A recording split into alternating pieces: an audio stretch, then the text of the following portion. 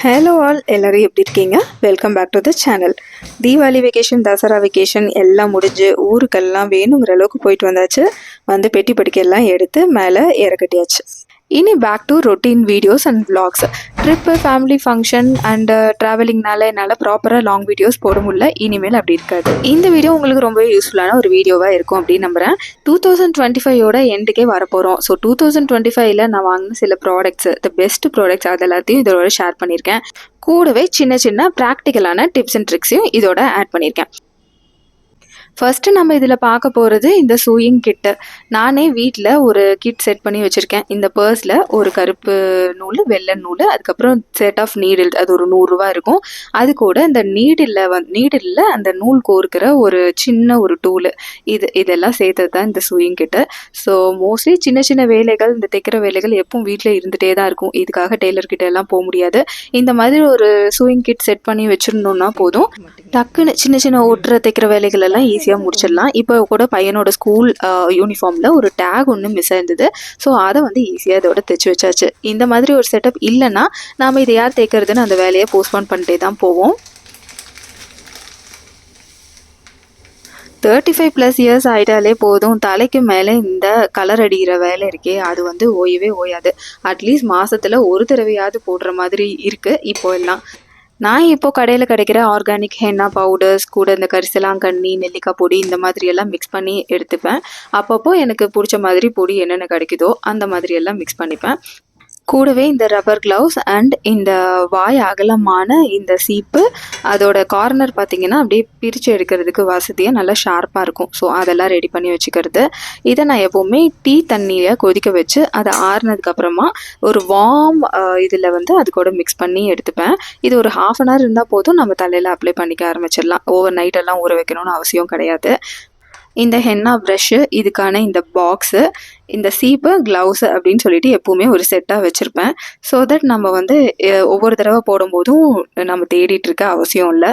இந்த மாதிரி ரெகுலராக பண்ணுற விஷயங்களுக்கு அதுக்குன்னு ஒரு செட்டு வச்சுட்டா தான் நம்ம அதை ரெகுலராகவே பண்ணுவோம். இல்லாட்டி அது வந்து எப்போ பாரு மிஸ் ஆகிட்டே இருக்கும். இந்த மாதிரி ஹென்னாலாம் அப்ளை பண்ணும்போது நின்றுட்டு போகிற போக்கில் அப்படியே மேலாப்பில் அப்ளை பண்ணிட்டு போகாமல் நல்லா ரிலாக்ஸ்டாக உட்காந்துட்டு ப்ராப்பராக வகுடு எடுத்து வகுடோட 2 பக்கமும் அப்படியே ஹென்னாவை அப்ளை பண்ணிகிட்டே வரணும். அதுக்கப்புறம் ஒரு சைடை எடுத்து அந்த ஒரு சைடுக்கு ஃபஸ்ட்டு அப்ளை பண்ண ஆரம்பிக்கணும். அதுக்கப்புறம் மறுபடியும் அந்த சைடு முடிஞ்சதுக்கப்புறமா இன்னொரு சைடை வகுடாக எடுத்து க்ளீனாக அப்ளை பண்ணிகிட்டே வரணும். இந்த மாதிரி பண்ணும்போது நம்மளுக்கு கிரே ஹேர்ஸும் கொஞ்சம் கம்மியாகும், மறுபடியும் வர்றதும் கொஞ்சம் கம்மியாயிட்டே இருக்கும். ஸோ ஒவ்வொரு தடவை அப்ளை பண்ணிவிட்டும் மறுபடியும் இந்த மாதிரி சீவி விட்டுட்டு அடுத்த ஒரு சைடை வந்து நம்ம வகுடு எடுத்து மறுபடியும் சீவி விட்டுட்டே நம்ம அப்ளை பண்ணிக்கிட்டே வரணும். இந்த மாதிரி பண்ணாதான் கிரே ஹேர்ஸ் வர்றது கம்மியாகும். போகிற போக்கில் அப்ளை பண்ணுறதுனால எந்த ஒரு யூஸும் இருக்காது. கடைசியாக தரையெல்லாம் க்ளீன் பண்ணி விட்டுருவேன். அதுக்கப்புறம் நீங்கள் வேணும்னா மேலே ஒரு கவர் கூட பண்ணிக்கலாம் தலைக்கு. அண்ட் நான் வந்து எப்போ லைட்டாக ஒரு ட்ராப் ஆஃப் யூக்கலிப்டஸ் ஆயில் சேர்த்துப்பேன். இதனால் கொஞ்சம் இந்த தலைவலி ப்ராப்ளம் எல்லாம் வராது. அடுத்து நம்ம இப்போ பார்க்க போகிறது என்னோட இந்த வருஷத்தோட பெஸ்ட் பை அப்படின்னே சொல்லலாம். இது நான் ஐக்கியாலேருந்து வாங்கிட்டு வந்த லஞ்ச் பேக்கு. இந்த லஞ்ச் பேக்கோட ஸ்பெஷாலிட்டி என்னென்னா, இது ஒரு பேப்பர் கவர் மாதிரி இருக்குது. ஸோ நம்ம ஈஸியாக இதை வைப் பண்ணி எடுத்துடலாம். என்ன ஏதாவது உள்ளே கொட்டுனாலும் உடனே வைப் பண்ணி அப்படியே நம்ம அடுத்த செகண்டே இதை யூஸ் பண்ணவும் ஆரம்பிச்சிடலாம். ஸ்கூலுக்கு ஏதாவது சப்பாத்தி, கிரேவி, இட்லி, சாம்பார் இந்த மாதிரியெல்லாம் கொடுக்கும்போது எப்படியும் உள்ளே சிந்திடுது. அதுக்கப்புறம் வீட்டுக்கு வந்து அதை துவைச்சி காய வைக்க வேண்டியதாக இருக்குது. காயறது இங்கே பெங்களூர்லலாம் ஒரு 2 நாள் ஆகும். ஸோ அதுக்கு ரீப்ளேஸ்மெண்ட்டாக இன்னொரு பேக்கையும் நம்ம கூட சப்போர்ட்டுக்கு வச்சுட்டே இருக்கணும். இந்த பேக்கில் அந்த பிரச்சனை இல்லை. ப்ளஸ் இதோட விலை 99 ருபீஸ் தான். ஸோ இது அவ்வளோ ஒரு சூப்பர் ஸ்லீக்காக, அவ்வளோ ஒரு க்யூட்டாக இருந்தது. இதை நீங்கள் பிக்னிக் போகும்போது கூட நிறைய ஸ்நாக்ஸ் வச்சு எடுத்துகிட்டு போய்க்கலாம். அடுத்து நம்ம பார்க்க போகிறது கட்டிங் போர்ட் கேரிங் டிப்ஸு. இந்த மாதிரி மர கட்டிங் போர்டெல்லாம் இருந்ததுன்னா அதை வந்து விளக்கெண்ணெய் ஊற்றி அப்பப்போ கொஞ்சம் நல்லா தேய்ச்சி விட்டு வச்சுருக்கணும். அந்த மாதிரி வைக்கும்போது சீக்கிரம் உளுத்து போகாது, ரொம்ப நாளுக்கு லாங் லைஃப் வரும். இப்போ எல்லாத்துக்கும் ஒரு கொஷின் வரும், இந்த ஸ்கொயர் ஷேப்பில் குட்டியாக இருக்கிறது இது என்ன ஒரு கட்டிங் போர்டா அப்படின்ட்டு. இது நான் ஹைவேஸில் வர வழியில் ஒரு கடையில் ஒரு சாக்குப்பை நிறைய இந்த மாதிரி கட்டையாக வச்சுருந்தாங்க. இது என்னன்னு கேட்டப்போ அவங்க கட்டிங் போர்ட்ஸு இதை நிறைய கடைகளில் கூட வாங்கிட்டு போவாங்க அப்படின்னு சொன்னாங்க. சரி எவ்வளோன்னு கேட்டப்போ 20 ருபீஸ்ன்னு சொன்னது தான். உடனே ஒன்று எடுத்துகிட்டு வந்தாச்சு. இது ஒரு ஜஸ்ட் மரத்துண்டு தான். இதை நல்லா பாலிஷ் பண்ணி வச்சா தான் இதுக்கு கொஞ்சமாவது லைஃப் வரும். இதை நல்லா வாஷ் பண்ணிவிட்டு நான் நல்லா இதை வந்து எண்ணெய் தடவி காய வச்சு எடுத்து வச்சுட்டேன். நெக்ஸ்ட்டு நம்ம பார்க்க போகிறது இட்லி தோசை மாவு அரைக்கிற டிப்ஸு. நான் எப்பவுமே இட்லி அரிசி 4 பங்குனா அதுக்கு 1 பங்கு உளுந்து சேர்த்து ஊற வச்சு அது கூட 2 டேபிள் ஸ்பூன் வெந்தயத்தையும் சேர்த்து ஒன்றாவே தான் எப்போவுமே ஊற வைப்பேன். அண்ட் ஒன்றாவே தான் மிக்சியில் போட்டு அரைச்சி எடுத்து அப்போவே உப்பு போட்டு கலந்து எடுத்து வச்சுருவேன். இட்லி அரிசியும் உளுந்தும் நம்ம தனித்தனியாக போடணும் அப்படிங்கிற அவசியம்லாம் இல்லை. எல்லாத்தையும் ஒன்றா போட்டாலுமே ப்ராப்பராக வரும். அதுவும் நான் மிக்சியில் தான் அரைக்கிறேன். மாவு கரைக்கிறப்ப நல்லா கையில் கலந்து விட்டுட்டாலே போதும், சூப்பராக பொங்கி வந்துடும். ஊருக்கு போயிட்டு வந்து அன்பேக் பண்ணிவிட்டு மாவு எல்லாம் அரைச்சி வச்சாச்சு. இனி ரெகுலர் ரொட்டீன் ஸ்டார்ட் பண்ணிட வேண்டியது தான். உஜு ஈவினிங் ஸ்கூல்லேருந்து வந்துடுவான். ஸோ அவனுக்கு ஈஸியான ஒரு ஸ்நாக்ஸ் பண்ணலாம் அப்படின்னு பிளான் பண்ணியிருந்தேன். ஊர்லேருந்து வரும்போது கொஞ்சம் தட்டு முறுக்கு இதெல்லாமே வாங்கிட்டு வந்திருந்தோம். ஸோ அதெல்லாம் வச்சு தட்டு வடை செட்டு இருக்கு இல்லையா, ஈரோடு சேலம் சைடெல்லாம் வந்து ரொம்பவே ஃபேமஸாக இருக்குது இந்த தட்டு வடை செட்டு. ஸோ அதை தான் நான் இன்றைக்கி பண்ண போகிறேன். அதுக்காக ஒரு வெங்காயத்தை அரிஞ்சிக்கிறேன். இதுக்காக நம்மளோட குட்டி கட்டிங் போர்டு இருக்கு இல்லையா, அதை தான் நான் இன்றைக்கி யூஸ் பண்ணிகிட்ருக்கேன். என்கிட்ட ஒரு ஹேபிட் இருக்குது, புதுசாக ஒரு பொருள் வாங்கினேன்னா போதும் அதை உடனே அன்பேக் பண்ணி அதை க்ளீன் பண்ணி யூஸ் பண்ண ஆரம்பிச்சிருவேன். அதை ஒரு கிட்டத்தட்ட அந்த மாதம் ஃபுல்லாக அதை வேணுங்கிற அளவுக்கு தேய யூஸ் பண்ணிடுவேன். ஸோ அது மாதிரி தான் இந்த கட்டிங் போர்டும். இப்போ எல்லாம் சட்னி அரைக்க ஏதாவது காய்கறியை வெட்டுறதுக்கே நான் வந்து இதை தான் யூஸ் பண்ணிகிட்ருக்கேன். ஆனால் எங்கள் அம்மா வந்து எனக்கு ஆப்போசிட், ஒன்று வாங்கிட்டு வருவாங்க ஆனால் அதை யூஸ் பண்ணவே மாட்டாங்க. அதை பத்திரப்படுத்தி வச்சுட்டே இருப்பாங்க. கடைசி வரையில் அதை யூஸ் பண்ணவே மாட்டாங்க. அது ரொம்ப நாள் கழித்து அதை நான் தான் போய் யூஸ் பண்ண ஆரம்பிப்பேன். ஸோ இந்த மாதிரி தான் எங்கள் வீட்டில் நடக்கும். இந்த மாதிரி உங்கள் வீட்டில் நீங்கள் என்ன மாதிரி டைப்பு உடனே யூஸ் பண்ண ஆரம்பிச்சிருவீங்களா, இல்லை அப்படியே பாதுகாப்பாக வச்சுக்கிட்டே இருப்பீங்களா அப்படின்னு மறக்காமல் கமெண்ட்டில் சொல்லுங்கள்.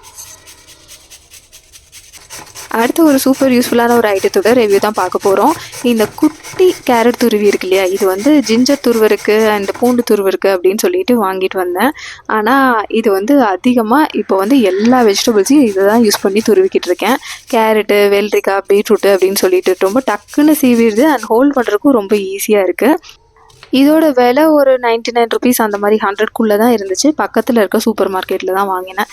இதோட லிங்க் ஏதாவது நான் ஆன்லைனில் பார்த்தேன்னா கண்டிப்பாக இந்த வீடியோவோட டிஸ்கிரிப்ஷனில் ஆட் பண்ணுறேன், செக் பண்ணி பாருங்கள். இப்போ நம்ம தட்டுவடை செட்டு ரெசிபிக்கு வந்துடலாம். வெங்காயம், கேரட்டு, கொத்தமல்லி, கொஞ்சம் வெள்ளரிக்காய் எல்லாத்தையும் சேர்த்துக்கிட்டேன். உப்பு, மிளகாத்தூளையும் ஆட் பண்ணியாச்சு. சாட் மசாலாவையும் சேர்த்துட்டேன். இப்போ இது எல்லாத்தையும் நல்லா மிக்ஸ் பண்ணிக்க வேண்டியது தான். இது கூட நான் பீட்ரூட் சேர்த்துல. யூஸ்வலாக எங்கள் ஊர் சைடெல்லாம் பீட்ரூட்டையும் அப்படியே துருவி போடுவாங்க. பட் நாம் இங்கே வந்து ஆர்கானிக் பீட்ரூட் ஏதாவது கிடச்சிதுன்னா அதை துருவி போட்டுக்கோங்க. ஏன்னா மோஸ்ட் ஆஃப் த பீட்ரூட்டில் நிறைய அந்த மருந்து இருக்கும். ஒரு தடவை நான் பீட்ரூட்டை டைரெக்டாக அப்படியே கன்சியூம் பண்ணி எனக்கு ரொம்பவே ஒரு ஃபுட் பாய்சனிங் ஆகிடுச்சு. ஸோ அதுலேருந்து நான் பீட்ரூட்டை பச்சையாக சேர்க்கணுன்னா அதை ஆர்கானிக்கான்னு செக் பண்ணிவிட்டு தான் நான் சேர்ப்பேன். ரொம்ப சூப்பராக வந்திருந்தது. இந்த தட்டுவடை செட்டை கண்டிப்பாக ட்ரை பண்ணி பாருங்கள். நெக்ஸ்ட்டு ஊர்லேருந்து கொண்டு வந்திருந்த இந்த சுண்டைக்காய் தான். இதை ஃப்ரெண்ட்ஸ்க்கெல்லாம் ஷேர் பண்ணியாச்சு. இங்கே என்னோடய ஃப்ரெண்ட்ஸ்க்கெல்லாம் இந்த சுண்டைக்காய்னா ரொம்பவே பிடிக்கும். ஸோ எப்போ வந்தாலும் அவங்களுக்கும் சேர்த்து தான் எடுத்துகிட்டு வருவேன். அப்பா கடைசியாக நான் கிளம்புறதுக்கு கொஞ்சம் முன்னாடி எல்லாத்தையும் க்ளீன் பண்ணி பறித்து க்ளீனாகவே கொடுத்துட்டாரு.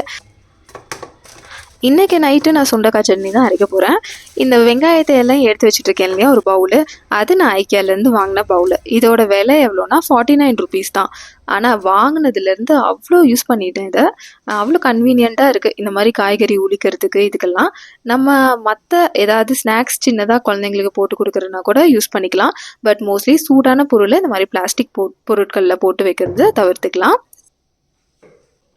வெங்காயத்தெல்லாம் உளிச்சு எடுத்து வச்சுட்டு சுண்டைக்காயும் நல்லா க்ளீன் பண்ணிவிட்டு அப்படியே விளக்கு ஏற்றுற டைம் ஆயிடுச்சு. ஸோ விளக்கும் ஏற்றிட்டு இந்த ஃபவுண்டைனை கிட்டத்தட்ட 1 மாதமாக ஆன் பண்ணவே இல்லை, ஊருக்கு போயிட்டு வந்துட்டு இருந்தனால. ஸோ ஃபைனலி நம்மளோட இந்த ஃபவுண்டைனையும் ரெடி பண்ணி வச்சுட்டோன்னா நம்மளோட ரெகுலர் ஒர்க்கு எப்பவும் போல் ஸ்டார்ட் பண்ணியாச்சு அப்படின்னு அர்த்தம். இந்த ஃபவுண்டைன் பற்றியும் நிறைய பேர் கேட்டிருந்தீங்க. இது ஹோம் சென்டரில் ஒரு தடவை ஆஃபர் போட்டிருந்தாங்க. ஸோ அந்த ஆஃபரில் ஒரு 3500க்கு வாங்கினது. ரொம்ப லெஸ் வெயிட் தான். பட் இதில் வந்து தண்ணி பட்டுற ஏரியாலாம் பார்த்திங்கன்னா கலர் லைட்டாக ஃபேட் ஆயிடுது. ஆனால் மறுபடியும் அது மேலே தண்ணி ஊற்றிட்டோம்னா அந்த கலர் ஃபேட் ஆனதெல்லாம் சுத்தமாக தெரியாது, புதுசு மாதிரியே இருக்கும். ஸோ அதனால் எப்பவுமே புத்தா வந்து அந்த ஃபவுண்டைனில் தண்ணி ஓடிட்டே தான் இருக்கும். அது சும்மா இருந்ததுன்னா பார்க்குறதுக்கு அவ்வளோ நல்லா இல்லை.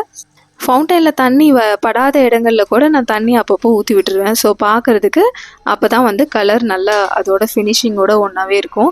ஸோ இதுக்கு ஏதாவது சஜஷன் இருந்தால் சொல்லுங்கள். ஏதாவது கலர் பண்ணுறதுக்கு என்ன கலர் யூஸ் பண்ணால் ப்ராப்பராக அதே மாதிரி மேட்ச் பண்ணலாம் அப்படின்னு யாருக்காவது தெரிஞ்சால் மறக்காமல் கமெண்ட் பாக்ஸில் என் கூட ஷேர் பண்ணுங்கள். இந்த சுண்டக்காய் சட்னி உடம்புக்கு அவ்வளோ நல்லது. இதோட ஒரு மைல்டான அந்த துவர்ப்பு சுவை வந்து நம்ம வயிற்றில் இருக்கிற புண்களை எல்லாம் ஆற்றும் அப்படின்னு சொல்கிறாங்க.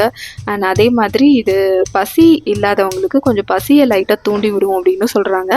எல்லா வீட்லேயும் ஏதாவது ஒரு குழந்தைங்களாவது 1வது 2வது கண்டிப்பாக பசிச்சு சாப்பிடாத மாதிரி இருக்கும். ஸோ அவங்களுக்கு இதை நீங்கள் பண்ணி கொடுக்கலாம். எங்கள் வீட்லேயும் ஒன்று இருக்குது. ஸோ அதுக்காக தான் வந்து இன்றைக்கி சுண்டக்காய் சட்னி மெயினாக பண்ணிகிட்ருக்கேன். சாப்பிட வைக்கிறது அடுத்த ஒரு பெரிய டாஸ்க் அப்படின்னு தான் சொல்லணும் இல்லையா? எப்பவுமே சுண்டைக்காயை அப்படியே போட்டு வதக்காமல் ஒரு இடிக்கல்ல ஒரு தட்டு தட்டிடணும். அப்படி இல்லாட்டி கத்தியில் ஒரு 2ஆக கட் பண்ணிவிட்டு லைட்டாக ஆயில் விட்டு நல்லா வதக்கி எடுத்துக்கணும். பொன்னிறமாக வதங்கினதுக்கப்புறமா அதை எடுத்து தனியாக வச்சுட்டு அதே பேனில் கொஞ்சம் சின்ன வெங்காயம், வரமிளகாய், புளி அண்ட் உளுத்தம்பருப்பு இதெல்லாம் போட்டு வதக்கிட்டு சூடு ஆறுனதுக்கப்புறமா சுண்டைக்காயோட சேர்த்து அரைச்சிட வேண்டியது தான். சூப்பரான சட்னி ரெடி ஆகிடும். இது வந்து நீங்கள் ப்ராப்பராக நல்லா வதக்கியிருந்தீங்கன்னா கொஞ்சம் கூட அந்த கசப்போ துவர்ப்போ அவ்வளோ தெரியாது. நல்லா டேஸ்டியாக இருக்கும் இந்த சட்னி. எனக்கு இது கூட தக்காளி சேர்க்கறது பிடிக்காது. ஆனால் கொஞ்சமாக தேங்காய் சேர்த்துட்டா இன்னுமே நல்லா தான் இருக்கும். இந்த சுண்டைக்காயை தட்ட ஆரம்பித்தப்பவே ஒவ்வொன்றா உருண்டு ஓடிட்டு இருந்தது. அதை தேடி தேடி கண்டுபிடிச்சி எல்லாத்தையும் தட்டி எடுக்கிறதுக்குள்ளே ஒரு வழி ஆயிடுச்சு. அதுக்கப்புறம் இதை எண்ணெயில் போட்டதுக்கப்புறம் பாருங்கள், அந்த ஸ்டவ்வே ஃபுல்லாக நிரம்பி வழிய ஆரம்பிச்சிருச்சு. ஹெல்த்தியாக ஒரு சட்னி செஞ்சு சாப்பிட்ணுன்னு நினைக்கிறது ஒரு குற்றமா ஆண்டவா அப்படின்னு சொல்லிகிட்டே சமைச்சு முடிச்சுட்டேன் ஃபைனலி. ஆனால் அதுக்கப்புறம் அந்த அடுப்பு திட்டெல்லாம் க்ளீன் பண்ணுறதுக்கு ஒரு 1/2 hour எக்ஸ்ட்ரா ஆச்சுன்னா பார்த்துக்கோங்களேன். Side dish ready. அடுத்தது மெயின் டிஷ்க்கு தோசை இருந்தால் ரொம்ப நல்லா இருந்திருக்கும். இட்லி இருந்தால் இன்னுமே நல்லா இருந்திருக்கும். ஆனால் 2க்கும் மாவு இல்லை. ஸோ ஃபுல்கா தான் அன்றைக்கி பண்ணேன். ஒரு காலத்தில் இந்த ஃபுல்கா போடுறதுக்கு எவ்வளோலாம் ட்ரையல் பார்த்துட்டு இருந்தேன். ஆனால் இப்போ அசால்ட்டாக கண்ணை மூடிட்டு செஞ்சுருவேன். அந்தளவுக்கு சூப்பராக ஃபுல்கா போட பழகியாச்சு. எல்லாத்துக்கும் காரணம் ப்ராக்டிஸ் தான். Practice makes perfect. ஸோ இப்போ வந்து என்னோடய ஃபுல்காஸ் எல்லாம் பர்ஃபெக்டாக எந்த பக்கமும் தீயாமல் அழகாக உப்பி வரும். இதை பாருங்கள் எவ்வளோ சூப்பராக உப்பி வருதுன்னு பாருங்களேன்.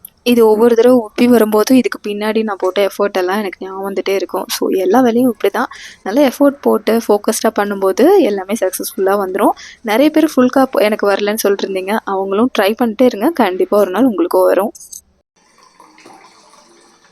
நம்ம வீடியோவோட எண்டுக்கு வந்தாச்சு. கடைசியாக நம்ம ஒரு ஹெல்த் டிப்பு பார்க்க போகிறோம். நைட்டு தூங்குறதுக்கு முன்னாடி இந்த மாதிரி ஒரு கிளாஸ் பாட்டில்லையோ இல்லை கிளாஸ் டம்ளர்லேயோ இந்த மாதிரி தண்ணி ஃபுல்லாக பிடிச்சி வச்சுட்டு அது கூட வெந்தயமோ இல்லை நெல்லிக்காயோ இல்லை ஒரு lemon piece and mint leaves இந்த மாதிரியோ ஏதோ ஒன்று உங்களோட ஃபேவரட்டான ஃப்ளேவர் ஏதாவது போட்டு வச்சுட்டு நைட்டு பூரா இதை ஊற வச்சு விட்டுறணும். காலையில் அதில் நிறைய மைக்ரோ நியூட்ரியன்ஸ் ஆட் ஆகிருக்கும். அதுக்கப்புறம் அந்த தண்ணி குடிக்கும்போது நிறைய ஹெல்த் பெனிஃபிட்ஸ் இருக்கும். பிளெயின் கிளாஸ் ஆஃப் வாட்டர் குடிக்கிறத விட இந்த மாதிரி இன்ஃப்யூஸ்ட் வாட்டர் குடிக்கும்போது ஸ்கின் எல்லாமே நல்லா கிளியர் ஆகும். இந்த டிப்ஸ் எல்லாம் உங்களுக்கு ரொம்ப ப்ராக்டிக்கலாகவும் பிடிச்சிருக்கும்னு நம்புகிறேன். பிடிச்சிருந்தா கண்டிப்பாக ட்ரை பண்ணி பார்த்துட்டு ஒரு லைக் போடுங்க. பாய்.